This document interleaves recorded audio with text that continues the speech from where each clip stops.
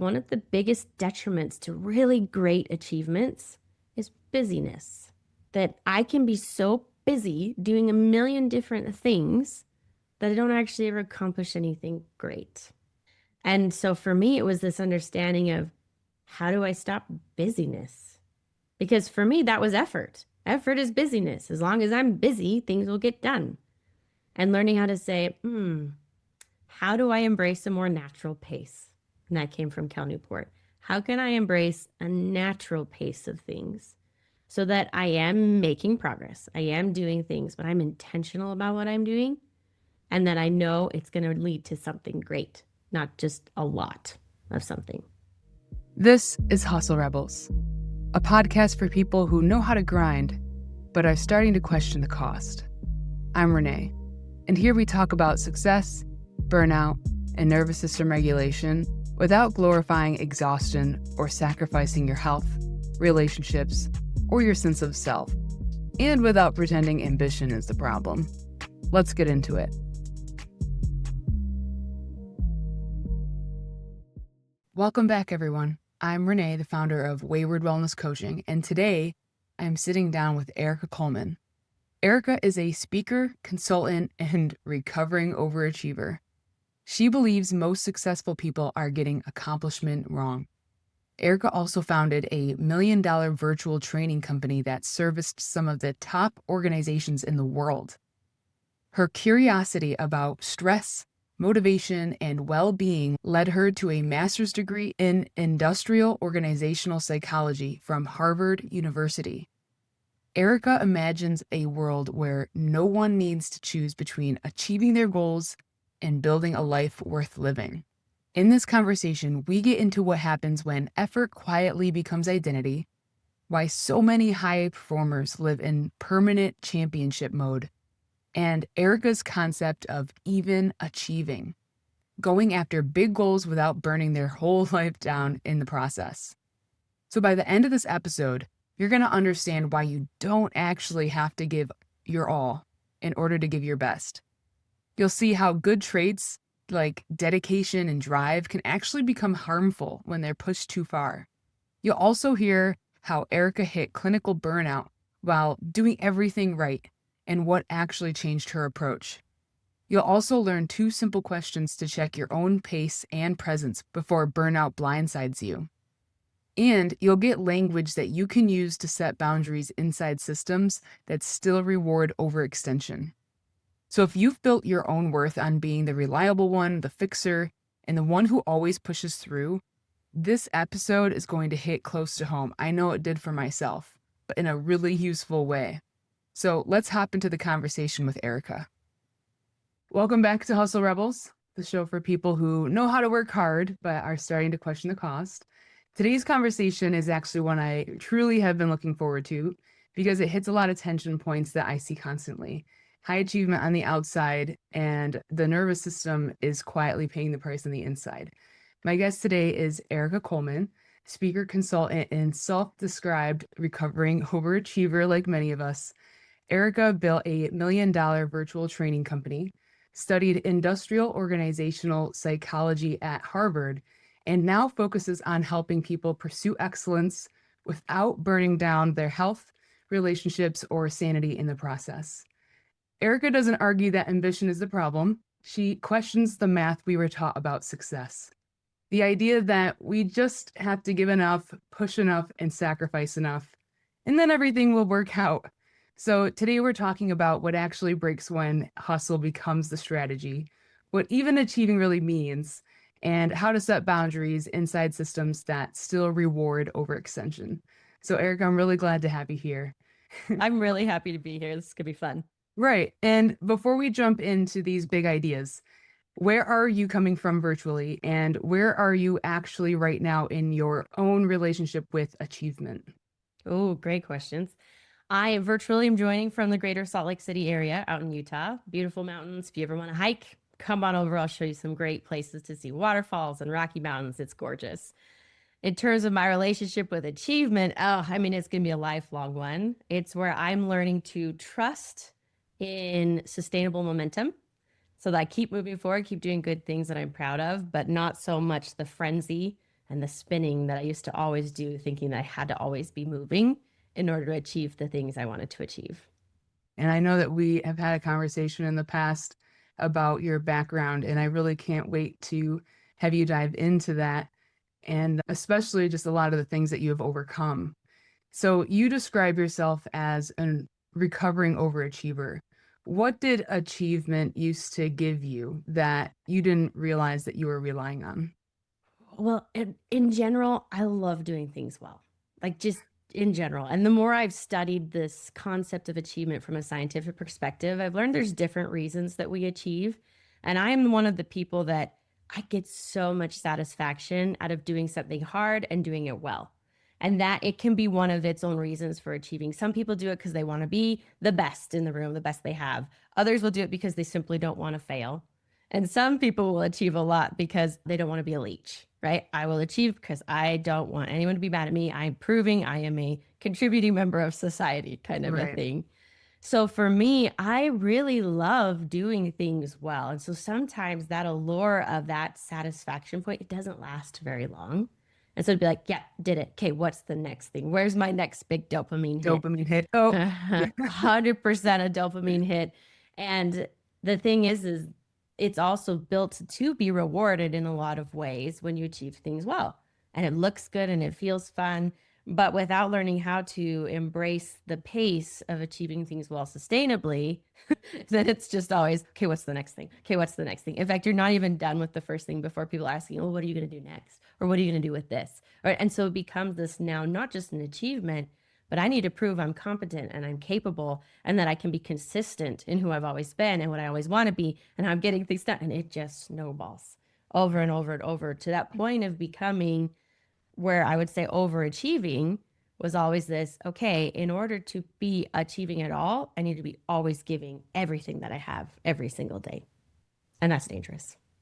Exactly. And when you're talking about all those different types of achievers, right? And yours specifically, where do you think that might have stemmed from? Uh, I mean, part of it is personality. We could go into the fact that I do genuinely have a personality that loves that. Part of it, of course, is socialization with family members. I am a lot of my family high achieving, but not from the pressure of you have to be perfect, you have to be great. It came from this very creative, wonderful space. My dad is an educator, my mom is an educator. We very much grew up like, let's learn how to explore and have fun and to play. And then when we threw that into the systems that rewarded achievement, then it became not just, can I do the grade well, but what is the best, most exciting, most fun way to get that done well? And Right. that became its own sustainable momentum for my meaning and purpose. So, one of the big things is I build meaning and purpose around what I do in order to achieve the biggest things that I want. And as long as that is held in a sustainable way, it's a wonderful thing. But when everything becomes about meaning and purpose for you, it can go too far. And that was one of the things we had to like sit with like, oh, okay, this is a genuinely good thing to have. If I push it too far, does it remain a good thing to have? And that is actually something I learned when I was studying my stress class that was where like, oh, this is where I get it wrong. Because with stress, it's not just about overcoming stress or learning how to handle stress better or doing it better. It also became understanding that really good virtues, when pushed too far, at best will give you diminishing returns on that virtue.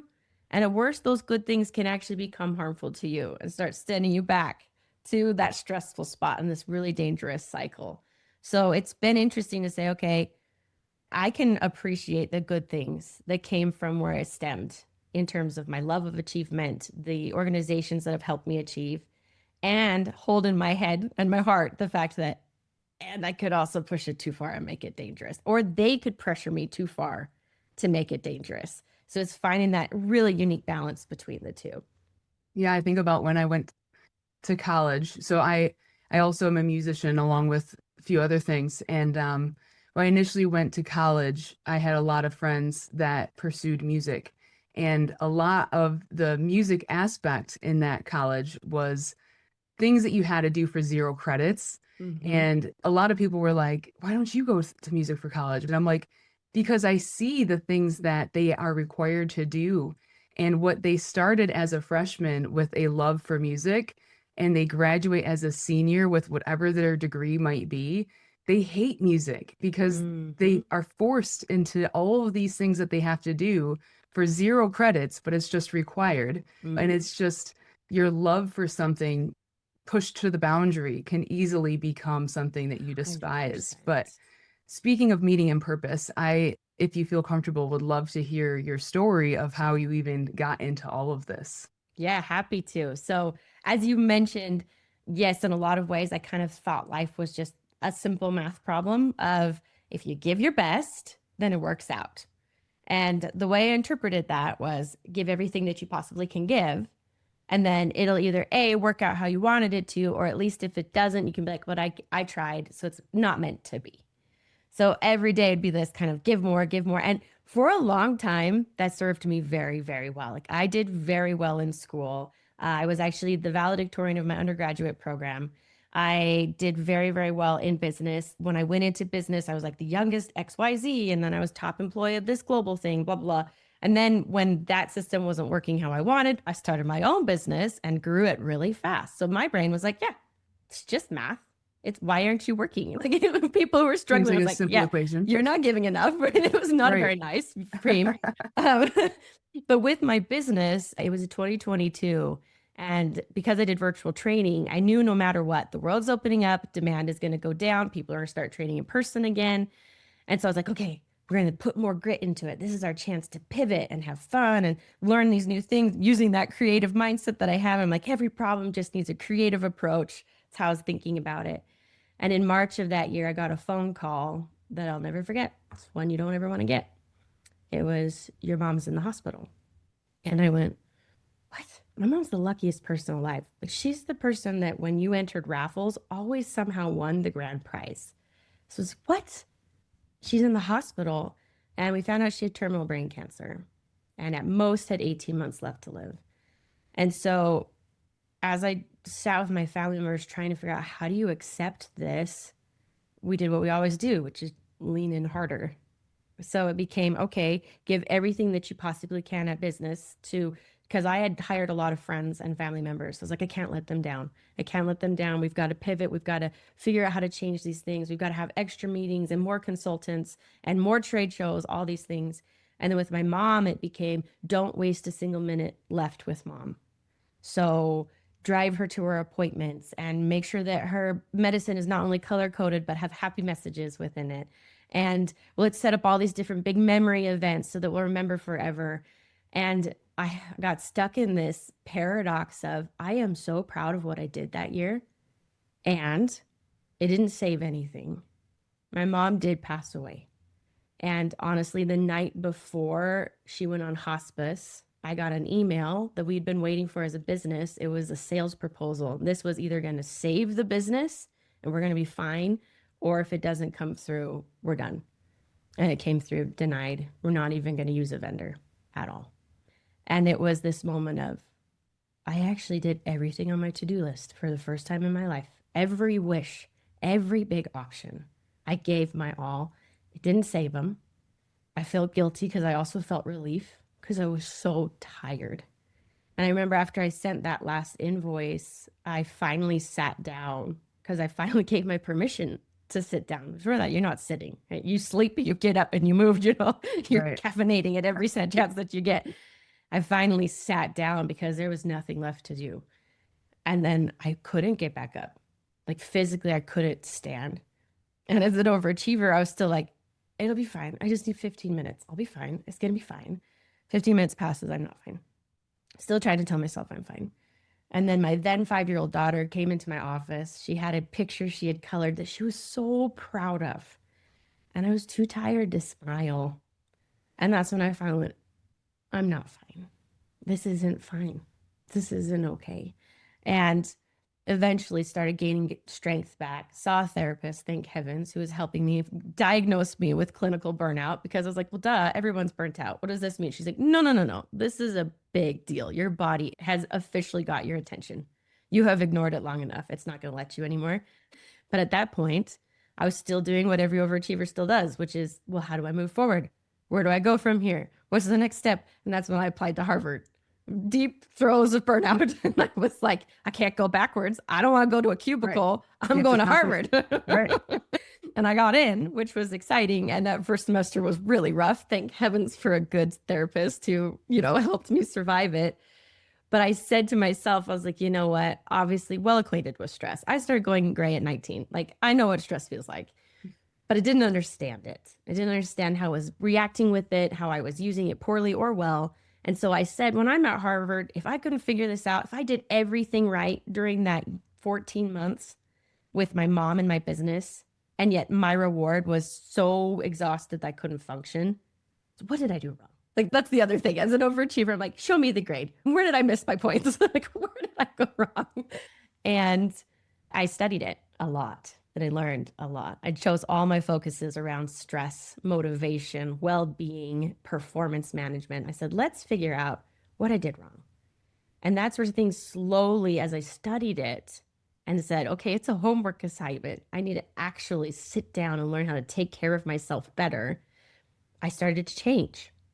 And I thought, of course, all right, well, the achievements are going to go down. So I thought, I was like, that's what everyone tells you. Take care of yourself and what's going to happen. I'm not going to reach those same achievements I was reaching before. Okay, fine. I got it. Check the box. I did it, kind of a thing. That's how I settled into it. And they didn't stop. They didn't stop. I graduated from Harvard on the dean's list. And for the first time, it came as not a, I made it. I'm at finals. I'm done. I'm so tired. I never want to think of it again. And it was like, my finals done. What do I do now? Right. I actually enjoyed graduation because I wasn't tired. I was like, this is really fun. Well, everyone's staring at you being like, what? I know. They're like, she's done. I was like, that was great. And then I gave a TED talk. Like, I worked through, I'm like, the achievements didn't stop. So I had to sit and go, okay, my form of measuring what I thought was getting me to achievement was a bad measurement. It was a bad measurement and it was effort. It's like, okay, so effort doesn't always equate achievement. What does? That's what really became the groundwork for, let's figure out what even achieving is. I don't want to be an underachiever. Never going to happen. Nope. That is not something that will ever be interesting to me. And overachieving obviously has been dangerous. So what is even achieving? Can I still reach for the moon and the stars without it costing me my health, without it costing me my relationships, and without it being something where I'm moving around all the time that nobody can actually sit near me because I'm too busy? What does it look like? Yeah. And that's, I feel like, the age-old question for everyone that's an overachiever, because we have been sold this idea that the more output you give, the more that you're going to receive. But as we all know, your body can't withstand that. I mean, at some point, you might mentally think that you can keep pushing through, but we are all pretty much a testament that at one point your body's just going to give out.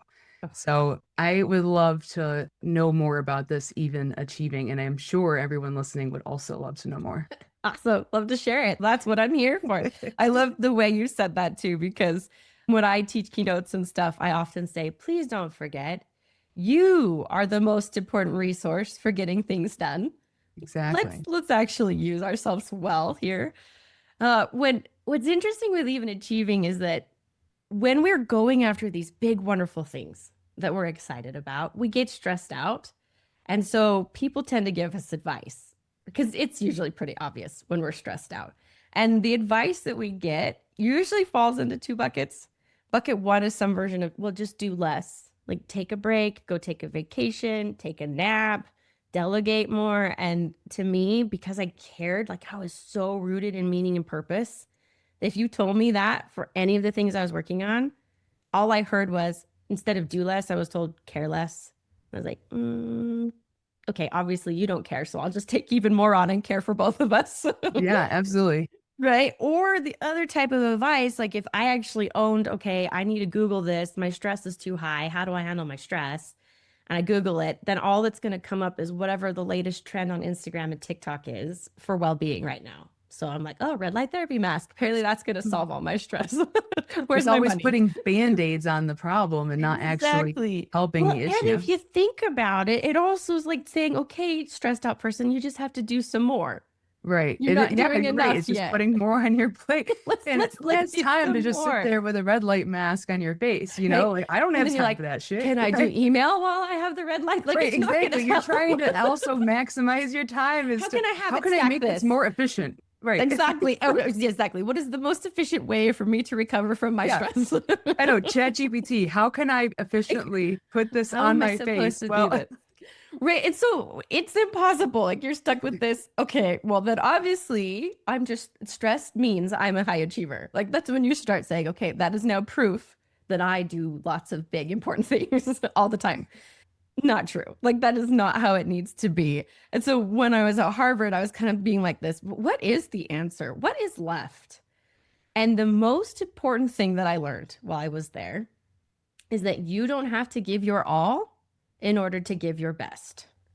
And I was like, oh, what does that actually look like? And the way I love to describe this is if you ever had a coach or yeah, at some like if you played school sports and you had a coach who was like, just leave it all on the court or leave it all on the field. I did theater, so mine was leave it all on the stage. yeah. And at that time, sure, I'm in high school. I have 4 plays. That's fine, which is good because by closing night, I'd ripped my throat up so badly, I'd laryngitis for a month and a half, right? Like, so I'm like, Yeah. sure, I'll leave it all on the stage for them. But if I'm on Broadway, that doesn't work. If I'm in the NBA, that doesn't work. I actually learned from the sports psychologist of the Boston Celtics that if you're in the NBA, you can't leave it all on the court because you have multiple games a week. Right. You You have still to be have to able to pick perform. yourself back up and go again and go again and go again. And too often we treat all the little things in our lives like it's the championship game Yeah. when it's a regular season game. So it became this idea of okay, where can I give my best without it meaning my all? And the more I studied this with psychology, I also learned that when we are giving our all, we're often robbing ourselves of our ability to give our best because of what is happening physiologically. Like if I'm throwing myself into championship mode, I'm probably in a fight flight stage, which means the limbic system's in charge, which means it's flooding my body with these different hormones that if there's a saber-toothed tiger chasing me, I want those hormones then. They feel good, they make me feel powerful, I can do lots of amazing things. If it's just get this email in before end of day, those things are not going to be as helpful. And if they stay in your system too long, that's the problem is that they start to erode at your system. They start overdriving. And that's where you get all of that, those side effects that we know about stress, why stress is bad. It happens because we are flaring up this intensity too often that our body can't flush it out. And now it's starting to fight against us. So Yeah. it's this, okay, is this a championship game? Is it really? Because if it's not, perhaps we need to find a different measurement for how I'm going to do this well. Yeah. And a lot of it is a practice, right? Oh, So, 100%.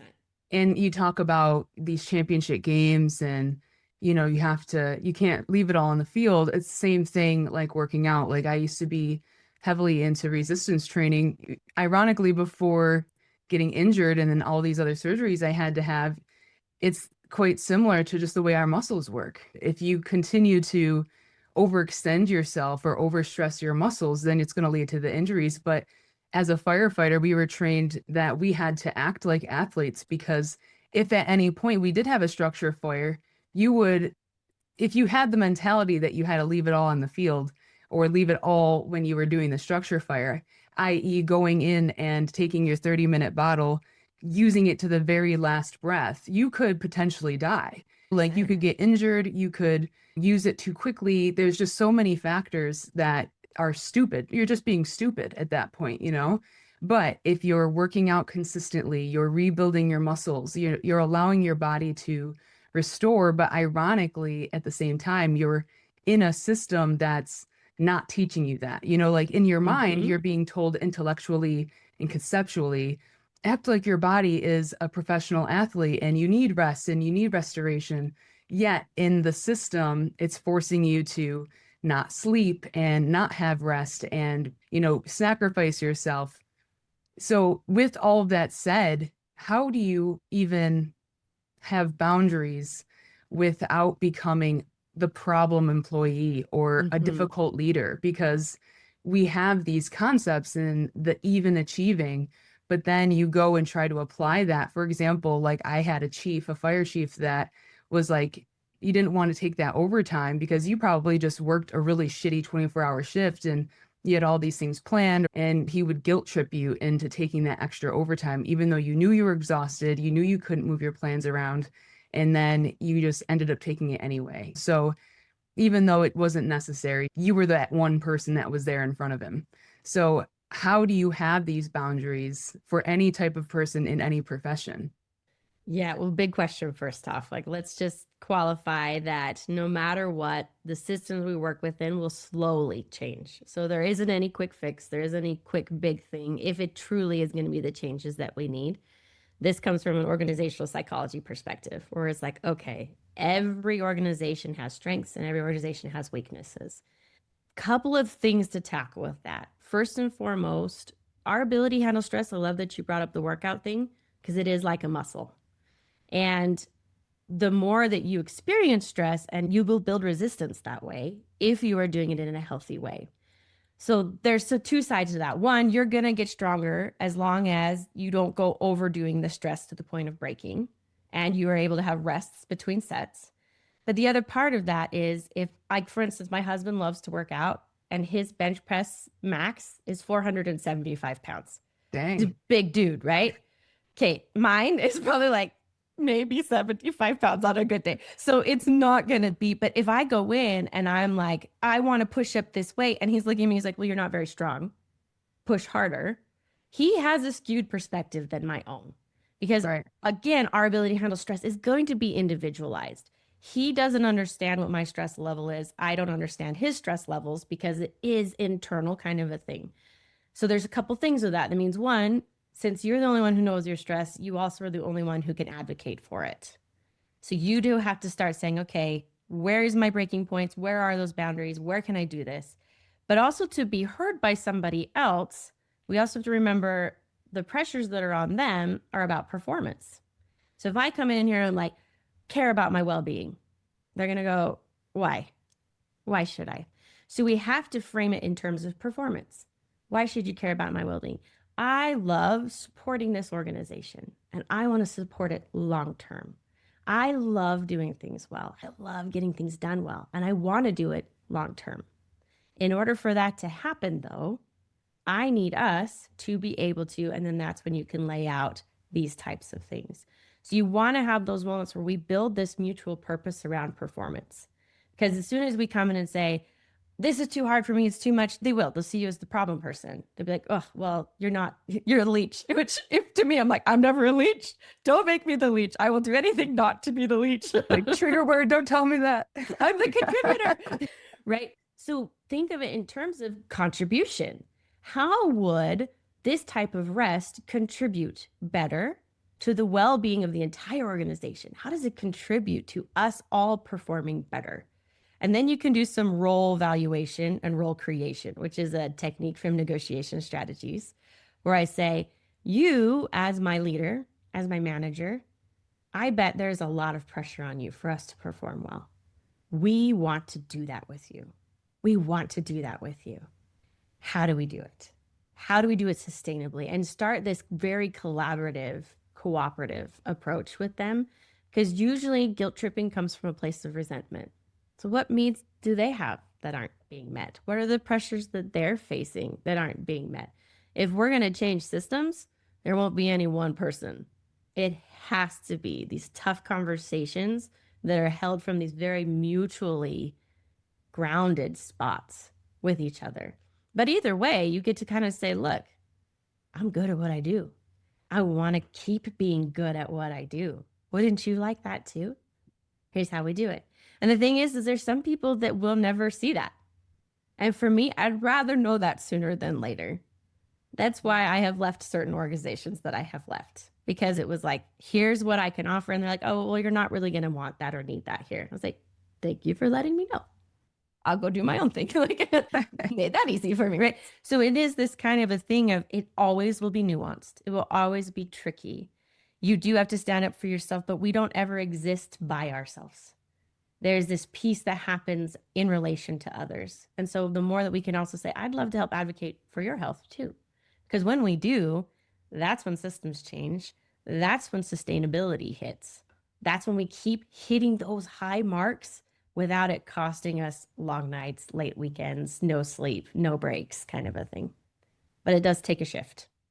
I love that idea of the negotiation as well and learning communication styles because I feel like that is a huge thing that's missing in a lot of this. And Mm-hmm. especially in, I don't want to say necessarily generation that's coming up, but just the idea of communication in general, I feel like is lost in a lot of the society. I feel Mm-hmm. like we have a lot of heightened emotion around a lot of certain things. And while I find a lot of value in putting ourselves first, I feel like when we do try to put ourselves first, like what you were saying, we lose the aspect of reminding ourselves the person we're talking to is also another person going through whatever they are going through as well. So they might have something that they're dealing with. And especially in the upper management, that comes with its own stress. And I think that that's 100%. something we also always forget as employees that might be working under them, so they have their own things that they have to hit in their own whatever it might be in the specific professions. Mm-hmm. So, with that said, do you think that there are some systems that might be incompatible with human regulation, no matter how skilled you might be? Oh, for sure. 100%. Especially if we have a hustle mindset, especially if we believe that movement is what will create achievement, then yeah, for sure. There's plenty of them. And that we have to also remember though, they are built by people. Yeah, And so there will always be like a trend within that system or that, let's say, industry or sector where it could be. And there will always be outliers. Look at the yeah, outliers. What are they doing? You could tell I've got a science background because I'm always like, what are the outliers doing? Are they doing it well? Are they still hitting? Can we make a case study for this?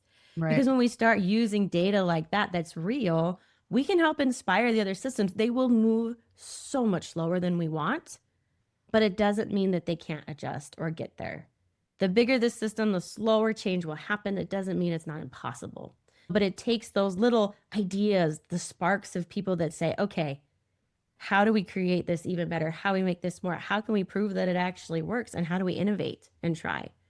As long as an organization will be somewhat open to innovation, change still can happen. Support can happen. Success can happen. You have to be prepared for it to take longer than you want. That's the hardest part. I mean, that's probably what I learned the most with even achieving is that the things that matter most to me take a whole lot longer than I want them to take. And when I was trying to push the speed was when I would get frustrated, is when I would start to tear my hair out.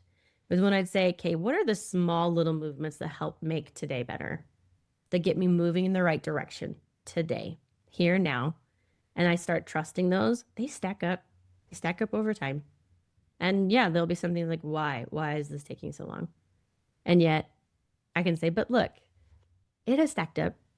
It the, it's been slow progress, but it's stacked up. So what it really takes is one spark, one idea, one little innovation, and then the people who care enough about their organization, about their system, to want it to be better, and who are willing to take the small daily actions that build momentum to influence what you can. Because that's the other big issue is that if I want to influence a huge gigantic system, but I don't have any power in that system, I will just always be frustrated. But Yeah. if I am like, you know what, I can always influence my family, I can influence my friends, I can influence the coworkers who have interactions with me day to day, and I can make their lives better today a little bit. What do I want it to look like? How are we going to do that? Let's tackle it. Yeah. And I think that's the biggest thing to remember too is it's easy to have burnout settle in when you feel like you've lost control and lost power. Mm-hmm. And remembering that you do still have control in influencing the people directly around you. Mm-hmm. And I can, hindsight 2020, looking back when I was in the darkest part of my own burnout, a lot of it did have to do with feeling like I was losing control of a lot of situations. There was a lot of external things that were happening as well, but feeling like I was losing my voice, feeling like I was losing control of just making any type of decision within the role that I was in, but also realizing that forgetting that I could also have influence around my crew and around the guys that I was working with. And it's hard once you get past a certain point to bring yourself back into that influence. But I feel like if we could help explain that, if anyone is listening, to remind them, if they haven't gotten too far into whatever burnout they might be in, you do have influence with anyone that you're working around and even leadership. And you might not even realize it, that you have that power still. Yeah, I had a coach who, it's a phrase I keep on a post-it note on my desk to help me always remember. She said it in a class, and it was, when you're kind of stuck in these places where you just feel completely stuck and frustrated and wishing that things were better, she always has you ask, what can I influence? What can I accept? And what can I control? I can always control me, my own emotions, if I do the work, right? The emotional intelligence work. I can learn how to control my own emotions and manage them. I can influence people around me, but I can't influence everything and I can't control everything. And so, what else am I willing to accept? And that's where the boundary comes in. If I've done these things of what I can control and what I can influence, and it's something that I'm not willing to accept, that's when I know it's time to step away. That's okay. I tried. I gave my effort there. That's great. But also, if I've been trying to do all these different things and you realize there is growth happening, it's not as fast as I want, but I can accept growth is happening, then I'll probably stick around. Let's figure it out together. Yeah. Always looking back to see that growth. Even small growth is growth. Exactly. I always say reflect back just as much as you dream forward. It is interesting too. I don't know why I was even thinking about it, but I don't know if any part of your studies included what they do over in Europe, but I've always been curious to see, because you hear stuff when you're in America, oh, they are always closed down by like 5 in the afternoon, or they don't ever have anything open on the weekends, and the maternity leave is phenomenal. And that you hear these fantasy stories about the work, and they have midday afternoon siestas. I don't even know. But like over here, we're just like, oh my gosh, it's still the Industrial Revolution sometimes, making pennies on the dollar.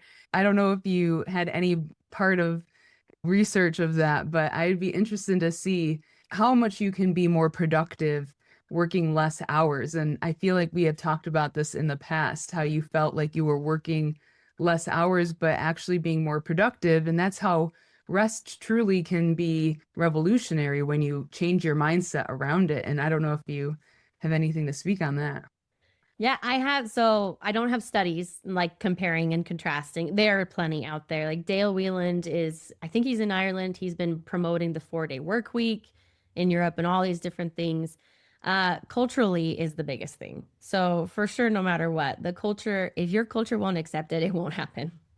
So that's part of why, like, I don't know if you heard the story of how Disneyland Paris, it was rife with trying to open, kept getting pushed back. They had, like, kept going over budget.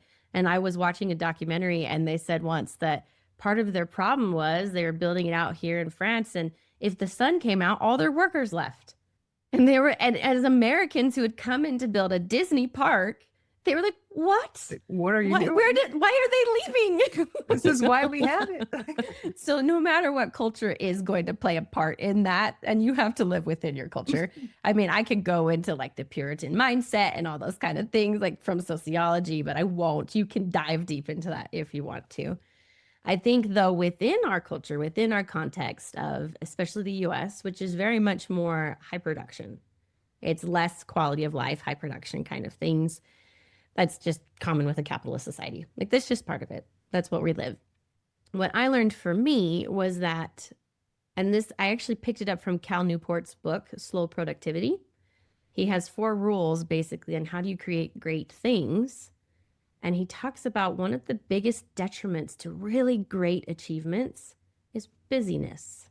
That I can be so busy doing a million different things that I don't actually ever accomplish anything great. He uses lots of different examples. One of them is Jane Austen. When Jane Austen was like in the slogs of trying to handle everyday life, she didn't do her best writing. Her best writing happened once she got to the country and didn't have everyday chores all the time. And then we get like Pride and Prejudice and these amazing, great works of art that we know. And so for me, it was this understanding of, how do I stop busyness? Because for me, that was effort. Effort is busyness. As long as I'm busy, things will get done. And learning how to say, how do I embrace a more natural pace? And that came from Cal Newport. How can I embrace a natural pace of things so that I am making progress? I am doing things, but I'm intentional about what I'm doing, and that I know it's going to lead to something great, not just a lot of something. Yeah, and it's interesting that you say that because having intentionality behind what you're doing and knowing that it's creating something great is something that's so important in our work ethic. And I actually, a couple episodes ago, had talked about alienation theory and how it just has expanded in extreme capitalism. Obviously, we are hustlers, so we need that challenge. And not diving into that, but the alienation of the product itself and the Mm-hmm. alienation of producing the product and then the alienation of others and then ultimately the alienation of our own identity. And it's interesting how when you dive deep into extreme capitalism and corporations, how that's really the ideology of what it turns out to be. Yeah. You end up losing yourself because you don't have any stake in the product. You have no say in how it's made. You really lose yourself because you're not around other people and you no longer want to be around your family. I mean, I remember when I was working for one fire department, the guys wouldn't even want to go home. They would just want to like take overtime and they would say, "Oh, I just want to make more money." But it's really because they were so used to being at the fire station, they just didn't even want to go home anymore. They Yeah. lost that Complete relationship with their enmeshment. family. Mm-hmm. Yeah, so it's really interesting how you start losing that you have that isolation to other people and to that creation and intention around your Mm-hmm. entire life. Which is also why, like, one, hobbies are so freaking important. Have a hobby outside of work, outside of family that you just don't do for any other reason than you enjoy doing it. Because as soon as you monetize that hobby, you'll lose the power of it. So it's like one of those where if you start posting on social media because you do something well and suddenly it takes off, Mm, you'll end up hating it. So I have like a hobby, I garden, for instance, and as everything I do, I research it and I do crazy things and I make, but I'm like, this is my space for me. This is also my space to mess up. I put a plant there and I was like, that died 3 times. Cool. Why did it, like, but I'm not like, oh no, I'm going to lose my job or people are going to right. critique me or no, it's just like, oh, dang it, it died again. Like, so it became this outward motion. And there's lots of research around hobbies and how important they are in terms of us making sure we're maintaining kind of ourselves. That's a huge thing for well-being and that type of understanding that I can create for the purpose of creating Yeah. is a powerful thing and it should exist outside of your other identities. Yeah. Now, if someone is trying to decipher whether they're just a driven individual or if they're just completely dysregulated, what Mm-hmm. advice would you give to them I to love it. decipher? I love it. Because let's be honest, the hardest part of figuring out how to handle my stress is understanding when I'm tipping too far instead of waiting till I'm like on the floor, can't move, because obviously I'm too stressed Yeah, out. rocking back and forth. It's not gonna Existential happen. crisis. What have I done to myself? I did it again. So figuring out that tipping point is the hardest part. And that's where I'm like, with even achieving, if I know the overextension is the problem, how do I start tracking when I've started to overextend so that I can be more sustainable about it? So, two questions you can use. If we want to take better care of our personal health, so think your nervous system, your emotional health, your physical health, then you need to learn to check in on your pace.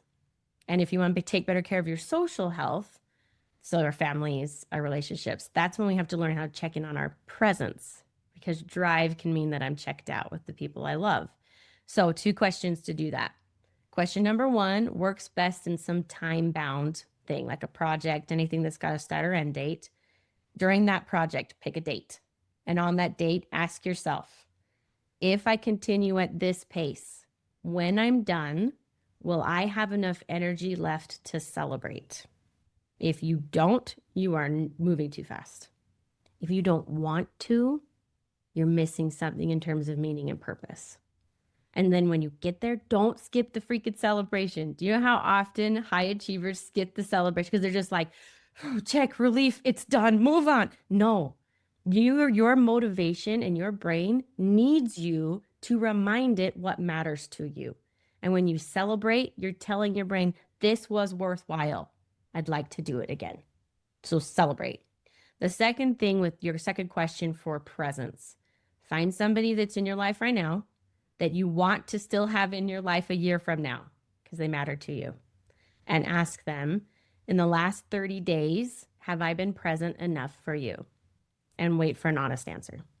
Because if you've been too checked out, it could be you're burnt out. It could also mean you're so driven that you're now choosing whatever this success is over the people that matter to you.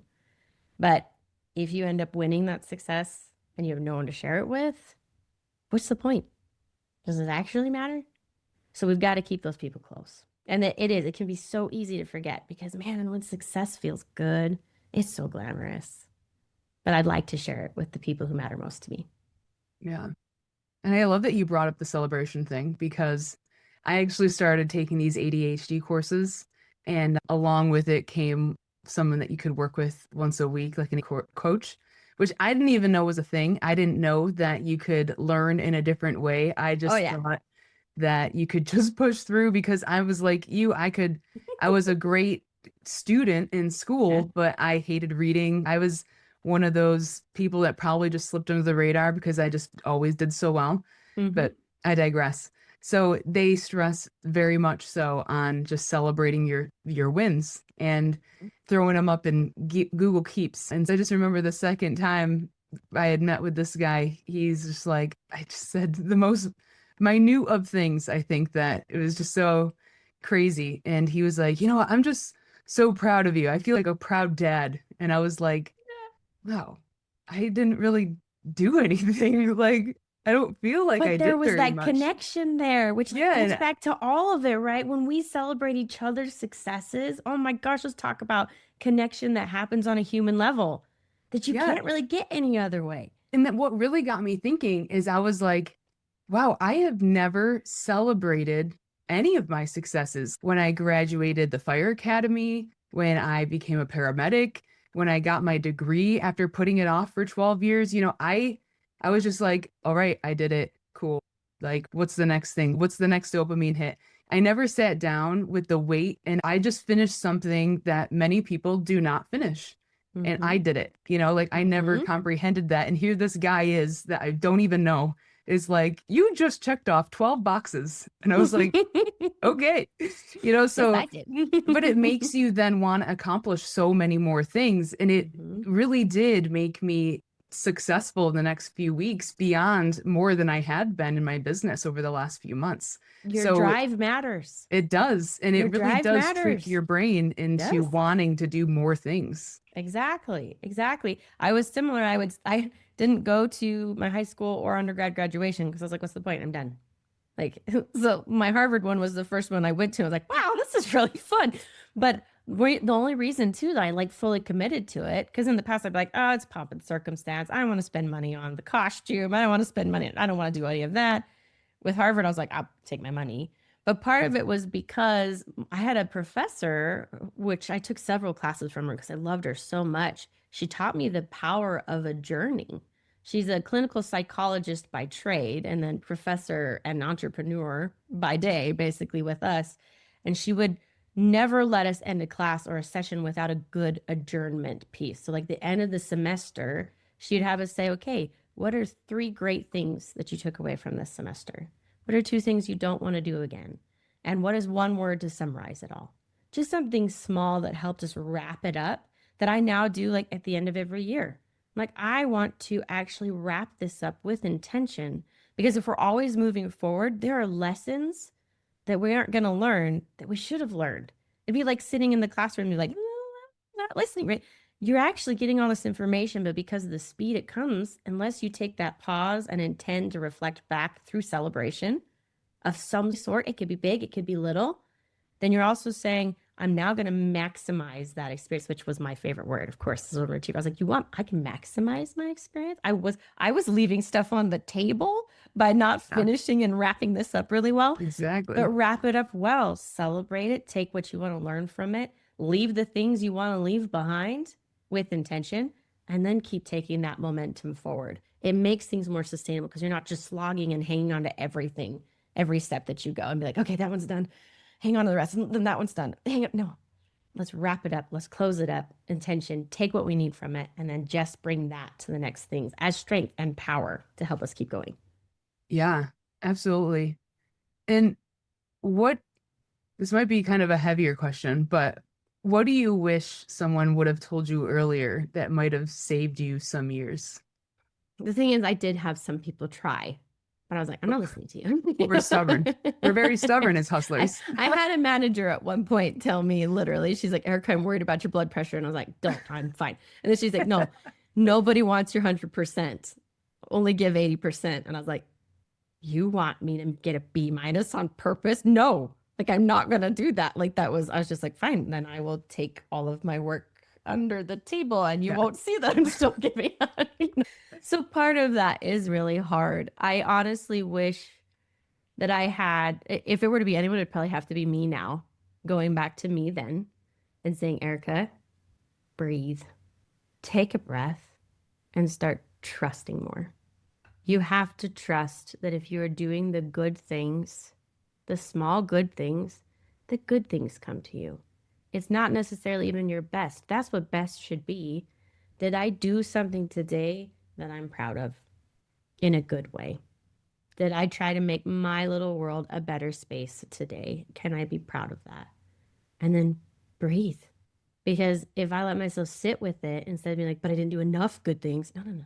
Did I do one today? Can I sit down? It's not a sin to sit on the couch and watch something. There's a long time I'm like, everyone's sitting down. The house is a mess. What? Learning how to just say, it's okay that there's some mess. Just breathe. It'll work its way out. There are seasons. The seasons will shift. Things don't last forever. Don't try to hang on to everything all the time. Sit and enjoy the season that you're in right now. I feel like that is a great place to pause because you've just shared something incredibly important and something that we don't always feel. We conceptually know it, we intellectually know that, but it's not something that we just digest. Because it's not about abandoning our drive and our ambition, but it's just about questioning the belief that suffering is the entry fee to success, because we don't have to sacrifice ourselves, and realizing that many of us, if not all of us, have never been taught a different way. So if anyone is listening to this and recognizing themselves as an overachiever or the reliable one or someone that has just always been known as holding it all together, what is one thing that you would like for them to hear right now? I always like to think with them that, one, you are the most important resource for getting things done. And don't forget that. If you are treating yourself, your own body, your own ability as the enemy between you and getting done what you want to get done, you're literally fighting yourself. How do you win that battle? There is no winner. And so for me, I think the most important thing I've had to learn how to do is to treat myself like a friend and a champion, where I've started going, okay, I have needs. I am human. All right. Okay. That's great. How do I use those instead of an annoyance or a frustration or something that's holding me back? How do I use that as a resource? How do I stack my resources so that I'm helping my body get things done instead of fighting against myself? How do I feed my mind so that it is my friend and then it's working with me instead of against me? I practice a lot of gratitude for that. For instance, I know that gratitude rewires your brain. And one of the very first things I now say to myself is, I am grateful for my body. I am grateful for my personality. I am grateful for the lessons I have learned, even the ones that I didn't like. I am grateful that I am getting up every day. I am grateful that I'm moving forward every day. I've started doing yoga, which if you had said that to me 5 years ago, I'm like, what? Because I love it, partly because it makes me, one, listen to my body. Like, you stretch, you're like, I'm sore there? Why am I sore there? You start actually listening and paying attention. But even more so, I start saying now to myself, thank you. Thank you for showing up. Thank you for being here. If I'm moving so fast that I'm mad at my own body, how did I ever talk myself into that being okay? How did I ever let that be the thing that got in the way? This is my vehicle for creating all the achievement and all the success that I want to get done. So stop treating yourself as the enemy. You're not the enemy. You have so much wonderful things to give and produce and take care of in this world. So take care of yourself too, so that you can continue to give and produce and create great things. I feel like that is a great place to leave this. If this conversation stirred something in you, I would challenge you to sit with it. Don't rush to fix it like we always do. I like to say that awareness is the movement, it's the first step. So, Erika, how can people find you and what resources would you like to leave our listeners with? Yeah, a couple of things you can find me. Like I write every week. I write about different ways to spark your motivation. I write about different ways to care for your needs, how to deal with the really hard, heavy stuff, how to put it all together. I write every week. You can find that on my website at erikacolemanspeaks.com. And then if you're on a team or you lead a team of high performers and you're wondering, are we really just high performing sustainably? Or are we maybe quietly sneaking our way towards burnout? I do have a free assessment you can take at balanceyourteam.com. And that'll take you through how are we doing? Let's assess this first. Are we actually sustainably helping each other? Or maybe we eking our way towards this isn't working so well. Maybe we should recalibrate. Can start that conversation that we've talked about earlier. Well, Erika, thank you for bringing your honesty, nuance, and depth to this conversation. For anyone who wants to learn more about Erika's work, we'll link everything in the show notes, including everything that she has mentioned, and even the TEDx talk that you had mentioned earlier. Also, Yeah. ways to work with her directly. Also, if this episode resonated, I recommend that you share it with someone who is quietly caring more than they actually admit. And also subscribe to the show to continue hearing great conversations like this, and leave a review because the support does go a long way. Hustle Rebels is about having these types of conversations out loud so that we don't all have to keep paying the cost in silence. So I'll see you guys next week.